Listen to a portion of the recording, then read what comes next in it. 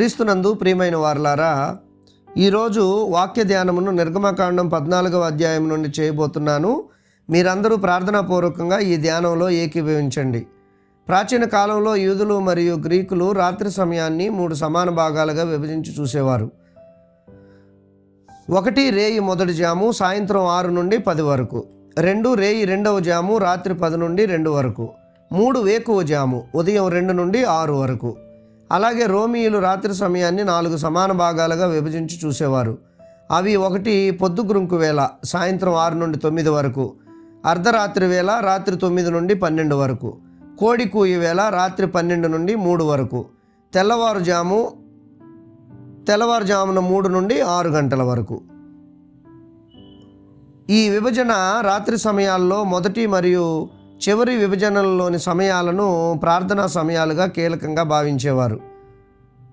ఈ సమయాల్లో మనిషి ప్రార్థనలకు దేవుడు అత్యంత సమీపంగా ఉంటాడని, ప్రార్థనలు విని అద్భుతాలు చేస్తాడని బలంగా నమ్మేవారు. యూదా మరియు గ్రీకు విభజన, అలాగే రోము విభజన రెండు ఎందుకు ప్రస్తావించానంటే, రోమియుల పాలనా ప్రభావానికి ముందు యూదు విభజన సమయాలనే ఖచ్చితంగా వారు పాటించేవారు. రోమా పాలన ప్రభావం పెరిగిన తర్వాత ఎక్కువ భాగం యూదులు రోము సమయ విభజనను అనుసరించేవారు. ఎలా అయినా మొదటి మరియు రెండవ విభాగాల సమయాల్లో పెద్ద వ్యత్యాసం ఏమీ లేదు. ఈ 2 సమయాలు ప్రత్యేకంగా ప్రార్థనా సమయాలు. ముందు రేయి మొదటి జాము అంటే 6 నుండి 10 గురించి కొందరు ఈ భక్తుల ప్రార్థనా ప్రస్తావన చూద్దాం.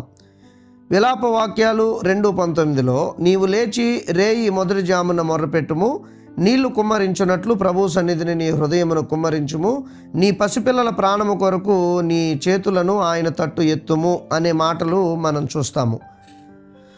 అలాగే యెషయా గ్రంథం 26వ అధ్యాయం 9వ వచనంలో, రాత్రి వేళ నా ప్రాణము నిన్ను ఆశించుచున్నది, నాలోనున్న ఆత్మ ఆసక్తితో నిన్ను ఆశ్రయించుచున్నది అని వ్రాయబడి ఉంది. కనుక ప్రియ దేవుని వారలారా, మనం కూడా రేయి మొదటి జామున అనగా ప్రతి సాయంకాలం 6 నుండి 10 గంటల లోపు మన అనుకూల సమయంలో కుటుంబాలుగా మనం కూడుకుని దేవునికి మొరపెట్టాలి. నీళ్లు కుమ్మరించినట్లుగా ప్రభు సన్నిధిని మన హృదయములను మనము కుమ్మరించాలి. మన పిల్లల ప్రాణాల కొరకు దేవుని వైపు మన చేతులను మనం ఎత్తాలి. ఆసక్తితో ఆయనను మనము ఆశ్రయించాలి. అప్పుడు జీవము కలిగిన ఆ దేవుని తోడు, ఆ దేవుని సహాయం మనము పొందుకోగలుగుతాం. కీర్తన 42:8వ వచనంలో కోరహు కుమారుల సాక్ష్యం ఇలా ఉంది, రాత్రి వేళ ఆయనను గూర్చిన కీర్తనయు, నా జీవదాత అయిన దేవుని గూర్చిన ప్రార్థనయు నాకు తోడుగా ఉండును అని. ఇవి వీరందరి అనుభవ సాక్ష్యాలు. వీటిని మనం అనుసరిస్తే రేపటి తరాలకు మనము గొప్ప గొప్ప సాక్ష్యాలను అందించగలుగుతాం. అలాగే వేకువ జామును గూర్చిన అంటే 2 నుండి 6 వరకు గల ప్రార్థనా ప్రస్తావన కూడా మనం చూద్దాం. ఈ విషయంలో చాలామంది బైబిల్ భక్తుల ఉదాహరణలు మనకున్నాయి. అయితే వీరందరినీ కాదు కానీ సాక్షాత్తు నరావతారం ఎత్తిన దైవమైన యేసు స్వామినే ఈ ప్రస్తావనలో ఉదాహరణగా నేను చెప్పాలనుకుంటున్నాను. మార్కు సువార్త 1వ అధ్యాయం 35వ వచనంలో ఇలా వ్రాయబడి ఉంది, ఆయన పెందల కడనే లేచి ఇంకనూ చాలా చీకటి ఉండగానే బయలుదేరి అరణ్య ప్రదేశమునకు వెళ్ళి అక్కడ ప్రార్థన చేయుచుండెను అని. ప్రియ స్నేహితులారా, యేసు ప్రభువుల వారి ఈ మాదిరిని మనం తప్పక అనుసరించాలి. రాత్రి అనగా రేయి మొదటి జామున కుటుంబాలుగా ప్రార్థించిన మనం తెల్లవారుజామున 5 గంటలకో లేక 5:30 గంటలకో మనకు అనుకూలమైన సమయంలో లేచి ఏకాంతంగా ఏదో ఒక గదిలోనికి వెళ్ళిపోయి రాత్రి కాపాడినందుకు దేవునికి మనం కృతజ్ఞతలు చెల్లించి రోజంతా మనం ఎదుర్కోబోయే సవాళ్లకు తోడుగా ఉండమని ఆ దేవుని సహాయాన్ని మనం అర్థించాలి. కీర్తన 119, 147లో భక్తుడు, తెల్లవారక మునిపే నేను నీకు మొర్రపెట్టి తిని అని అంటారు. ప్రియులారా, ఓ భక్తుడు అంటారు ఏమనంటే, తెల్లవారుజాము ప్రభువు పునరుత్థానుడైన సమయము, అది ఆయన మనకు దర్శనం ఇచ్చే సమయము అని. మత్తయి 14:25లో రాయబడి ఉంది, ఒకరోజు రాత్రి 4వ జామున అంటే 2 నుండి 6 మధ్య ఏదో ఒక సమయాన యేసు సముద్రంపై నడుస్తూ వారి యొద్దకు వచ్చారు. ప్రియ స్నేహితులారా, రాత్రి కుటుంబాలుగా మన హృదయాలను ప్రభు సన్నిధిలో కుమ్మరించి తెల్లవారుజామున ఏకాంత ప్రార్థనలో ఆయన ఇచ్చే ఆశీర్వాదాన్ని స్వీకరించి రోజంతా ఆ ఆశీర్వాదాన్ని అనుభవించే ఆధ్యాత్మిక అభ్యాసం మనమందరం అవపోసన పట్టాలి. దేవుణ్ణి స్పందింపజేసుకోవడం మన ప్రార్థనా తత్పరత మీదే ఆధారపడి ఉంటుందని దయచేసి మర్చిపోకండి. నేటి మన ధ్యాన వాక్యం నిర్గమకాండం 14వ అధ్యాయం మనకి ఇస్తున్న సాక్ష్యం కూడా ఇదే. ఇక్కడ ప్రజలు తీవ్రమైన సంఘర్షణలో ఉన్నారు. భార్య, పిల్లలు, తల్లిదండ్రులు, వారికి ఉన్న సామాగ్రి అన్నీ భుజాలకెత్తుకుని కడుభారంగా కాలిబాటనే ప్రజలు ప్రయాణం చేస్తున్నారు. ఇది వారికి ఊహించిన ప్రయాణం కాదు. దుష్టుడైన ఫారో తన చేష్టలుడిగిన స్థితిలో ఇక్కడి నుండి వెళ్ళిపోండి అంటే తట్టాబుట్ట మూటా ముల్లి సర్దుకుని ఈ దుష్టుడి మనసు, ఈ చెంచలుడి మనసు మళ్ళా ఎలా మారుతుందో ఏమో, మళ్ళా ఏ పిచ్చి నిర్ణయం తీసుకుంటాడో ఏమో అని త్వరపడి పరుగులంకించుకున్నారు వారంతా. ఇది ఎలా అంటే 2020వ సంవత్సరం మార్చి 22న మన ప్రధాని నరేంద్ర మోడీ ఏ విధమైన ముందస్తు సిద్ధపాటు లేకుండా అకస్మాత్తుగా లాక్డౌన్ ప్రకటించినట్లన్నమాట. ఈ ప్రజల ప్రయాణం ఎలా ఉందంటే, లాక్డౌన్ అకస్మాత్తుగా పెట్టగానే వలస కార్మికులు మూటా ముల్లి సర్దుకుని కాలిబాటనే 100,000 కిలోమీటర్లు నడిచినట్లుగా అన్నమాట. సరే, ఏది ఏమైనా ఇశ్రాయేలు ప్రజలు వారి ప్రయాణాన్ని ప్రారంభించారు. కొద్ది రోజులకు వాళ్ళు ఊహించిందే నిజమైంది. కఠినుడైన ఫరో మరో పిచ్చి నిర్ణయం తీసుకున్నాడు. పెద్ద బలగంతో ప్రజలను తరమడం ప్రారంభించాడు. 14వ అధ్యాయం 6లో ఇలా ఉంది: మరియు అతడు శ్రేష్టమైన 600 రథములను, ఐగుప్తు రథములన్నింటినీ, వాటిలో ప్రతి దాని మీద అధిపతులను తోడుకొని పోయిను. అతడేమో రథముల మీద, ప్రజలేమో కాలినడకన, కనుక చాలా తేలిగ్గా వారిని సమీపింపగలుగుతున్నాడు. ఇప్పుడేం చేయాలి? ప్రజలు ఎలా సాగాలి ముందుకు? వాళ్ళలో స్త్రీలున్నారు, పిల్లలున్నారు, గర్భిణీ స్త్రీలున్నారు, బాలింతలున్నారు, వృద్ధులు ఉన్నారు, అంగవైక్యం కలిగిన వారు ఉన్నారు. ఎవరుంటే ఏంటి? మనసు లేని ఆ కసాయి ఫరోకి ఇదంతా ఎందుకు అర్థమవుతుంది?